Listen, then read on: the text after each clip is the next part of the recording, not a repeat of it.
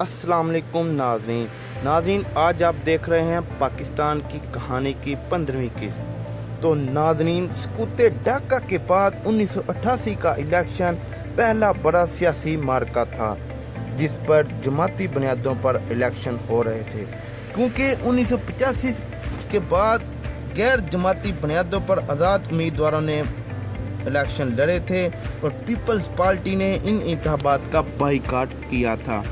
नवंबर में वोटिंग का ऐलान हो चुका था और मामला बहुत सादा था। क्या आप भुट्टो के साथ हैं या भुट्टो के खिलाफ? बेनज़ीर की अवामी मकबूलियत को देखते हुए ये साफ नज़र आ रहा था कि शायद वो इलेक्शन में क्लीन स्वीप करेंगी, लेकिन इनके मुखालिफिन किसी सूरत भी इन्हें खुली छूट देने को तैयार नहीं थे। तो ट्राइएंगल भी अपने जोहर दिखा रही थी। ट्राइएंगल का तीसरा सिरा यानी जनरल हमीद गुल सबसे ज़्यादा मुतहर्रिक थे। इन्होंने बेनज़ीर के खिलाफ 9 सियासी जमातों का इस्लामी जमहूरिया इत्तेहाद यानी JIJ रातों रात खड़ा कर दिया। इस हकीकत का इतराफ़ जनरल हमीद गुल ने कई इंटरव्यूज में खुलकर कर चुके हैं। लेकिन आपने उनको पहली मुलाकात में जनरल साहब ये कहा कि मैंने आपके खिलाफ IJI बनाई थी। जी, मैंने आपके खिलाफ नहीं कहा, मैंने IJI बनाई थी, वरना हम इलेक्शन तक पहुंच नहीं सकते थे, ये मैंने बताया। उन्होंने कहा कि जनरल साहब नवाज शरीफ की जमात जो उस वक्त सिर्फ मुस्लिम लीग नून कहलाती थी, इस इत्तेहाद का सबसे बड़ा हिस्सा थी। इसके अलावा नेशनल पीपल्स पार्टी और जमात इस्लामी भी IJI का हिस्सा थी। पीपल्स पार्टी के बानी रुकन और बेनज़ीर के चाचा गुलाम मुस्तफ़ा जोई IJI का सरबराह मुकर्रर कर दिया गया और बेनज़ीर के मुकाबले पर खड़ा कर दिया गया। इस इत्तेहाद के सरबराह गुलाम मुस्तफ़ा जतोई थे ही, लेकिन IJI का अवामी चेहरा नवाज शरीफ थे। इनकी तस्वीर के साथ अखबारात के फ्रंट पेजेस पर बड़े बड़े इश्तहारात छपाए जाते, जिनमें बेनज़ीर को दुश्मन यहूदी लॉबी का एजेंट लिखा जाता। अवाम से मुखातिब होकर कहा जाता कि आपका मुकाबला आपके दुश्मन से है। अखबारात की वो खबरें जिनमें बेनज़ीर और नुसरत भुट्टो एटमी प्रोग्राम की हिमायत नहीं कर रही थी, बतौर इश्तहारात छुपाई जाती। ये तक खबरें छपती कि पीपल्स पार्टी अमेरिका में लॉबिंग कर रही है कि पाकिस्तान को F-16 तैयारे ना दिए जाएं। ऐसी खबरों के तराशे रोज़ अखबारात में बतौर इश्तहारात छुपाए जाते और बताया जाता कि पीपल्स पार्टी को वोट देने का मतलब पाकिस्तान के दफा पर समझौता करना है। सड़कों चौराहों पर IJI के 9 सितारों वाले झंडे के साथ ये नारा भी दर्ज होता, 9 सितारे बाई बाई बेनज़ीर की शामत आई। IJI का इंतखाबी निशान साइकिल था। जमात इस्लामी के अमीर काजी हुसैन अहमद मुख्तलिफ शहरों में 9 सितारे वाला झंडा साइकिल पर लगाकर इंतखाबी मुहिम चलाया करते थे। मुखालिफिन बेनज़ीर को अवाम की नज़रों में गिराने के लिए इस हद तक चले गए कि बेनज़ीर की नीम बर्दीना तस्वीरें हेलीकॉप्टर्स के ज़रिए शहरों और कस्बों में गिराई गईं। इन्हें मॉडर्न मगरबी ज़द और अमेरिका और भारत के एजेंट तक करार दिया गया। बेनज़ीर भी अपने जलसों में IJI को आड़े हाथों लेती। इन्होंने इल्ज़ाम लगाया कि हीरोइन और मंशियात की कमाई से इनके खिलाफ मुहिम चलाई जा रही है। इन्होंने ऐसे इश्तहारात छपाए जिनमें नवाज शरीफ या काजी हुसैन अहमद को नहीं बल्कि ज़ियाउल हक को निशाना बनाया जाता था। ज़ियाउल हक को पाकिस्तान के एटमी राज भारत को देने का जिम्मेदार करार दिया। पीपल्स पार्टी आमरीत और इसके साथियों के खिलाफ अपने इंतखाबी निशान तीर को कई मायनों में इस्तेमाल कर रही थी। जवाब में IJB जुल्फ़िकार अली भुट्टो के दौर में होने वाले जुल्म और ज़्यादतियों की तस्वीर अखबारात में छपवाते। इन इश्तहारात में भुट्टो के पाकिस्तान तोड़ने की तरफ इशारा होता और ये देखा जाता कि भुट्टो सियासतदान के पर्दे में एक सहदगीर डिक्टेटर थे। वो अखबारात और जराइद दिखाए जाते जो भुट्टो ने ज़बरदस्ती बंद करवाए थे और वो लोग दिखाए जाते जिन पर भुट्टो ने तशद्दुद करवाया था।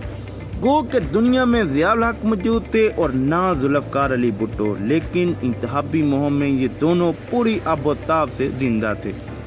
ये एक इत्तेहादी जंग थी और शायद दोनों उस पुराने फार्मूले पर चल रहे थे कि जंग और मोहब्बत में सब जायज़ है। 16 नवंबर को कौमी असम्बलियों के 237 में से 207 नशिस्तों के लिए वोटिंग हुई। कामयाबी के लिए किसी भी जमात को 104 नशिस्तें दरकार थीं। एक दिन पहले गैलप सर्वे छप चुका था, जिसमें इंतहाई जदीद और साइंसी सर्वे का दावा करते हुए बताया गया था कि पीपल्स पार्टी और IJI में मुकाबला बराबर का है। लेकिन जब नतीजा आया तो पीपल्स पार्टी और IJI से कहीं आगे थी। पीपल्स पार्टी ने 92 जबकि IJI ने 54 नशिस्तें हासिल की थीं। बाद में आज़ाद उम्मीदवार की शमूलियत से पीपल्स पार्टी को 115 उम्मीदवारों की हमायत मिल गई। इस इलेक्शन की दिलचस्प बात यह थी कि IJI के सरबराह गुलाम मुस्तफा जतोई हार गए। पीर पगारा जिनको हुकूमती सपोर्ट थी वो भी हार गए। आज आप सियासत में हलाई महलूक की आवाज़ें सुनते हैं। हमारा मुकाबला तो एक खलाई मखलूक के साथ है। बल्कि इसी तरह उस वक्त भी हारने वाले इस किस्म की बातें करते थे। पीर पगारा ने कहा कि उन्हें हराने के लिए खुफिया हाथ इस्तेमाल हुआ है। साबका वज़ीर आज़म जनेजो भी अपनी शिकस्त पर उंगली मुंह में डाले कुछ इसी तरह की बातें कर रहे थे। पुराने सियासी जुगादरी हार गए, लेकिन भुट्टो और ज़िया के जवां सियासी वारिस जीत गए। वही दोनों मैदान में आमने सामने खड़े थे और पाकिस्तान में एक नए दौर का आगाज हो रहा था। लेकिन अभी इंतखाबी जंग ख़त्म नहीं हुई। इन दिनों कौमी और सूबाई असम्बलियों के इंतखाबात एक दिन नहीं होते थे। पहले कौमी असम्बली और इसके 3 दिन बाद सूबाई असम्बली के लिए वोटिंग होती थी।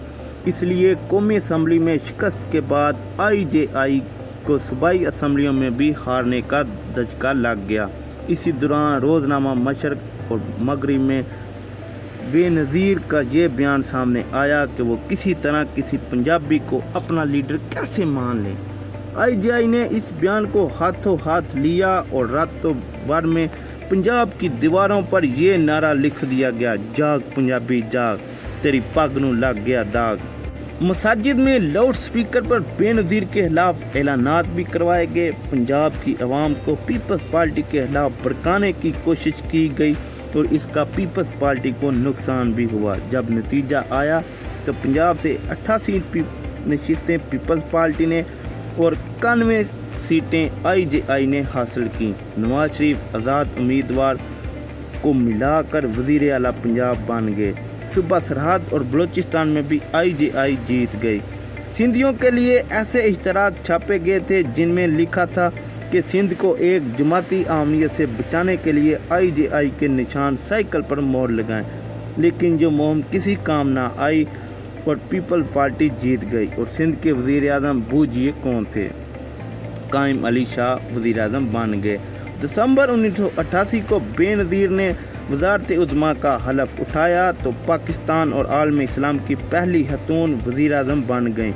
ये एक तरीसाज वाक़या है, लेकिन बेनज़ीर हुकूमत में पाकिस्तान ने एक ऐसा संगे अबूदा किया जिससे पाकिस्तानी तो खुश हुए, लेकिन अमेरिका नाराज़ हो गया और पाबंदियाँ लगा दी। वो क्या वाक़या था? कर्नल हमीद गुल ने कौन सा गैर मुल्की खुफिया ऑपरेशन किया कि जिससे बेनज़ीर नाराज़ होकर इन्हें ISI की सरबराही से हटा दिया गया? उसामा बिन लादेन और जनरल हमीद गुल एक मकसद के लिए कैसे इकट्ठे हुए और बेनज़ीर ने किस शर्त पर हलफ उठाया? ये सब जानिए हमारी अगली किस्त में। अगर इस वीडियो ने आपकी मालूमात में इजाफा किया है तो हमारे चैनल को सब्सक्राइब करें और बेल आइकन को ज़रूर प्रेस करें। लाइक, कमेंट और शेयर ज़रूर करें ताकि इस सूरज सिलसिला जारी रहेगा और बेहतर बनाते चले जाएंगे। तो दोस्तों कमेंट में ज़रूर लिखिएगा कि पाकिस्तान जिंदाबाद। इजाज़त दीजिएगा, मिलते हैं इंशाल्लाह अगली किस्त में। अल्लाह हाफ़िज़।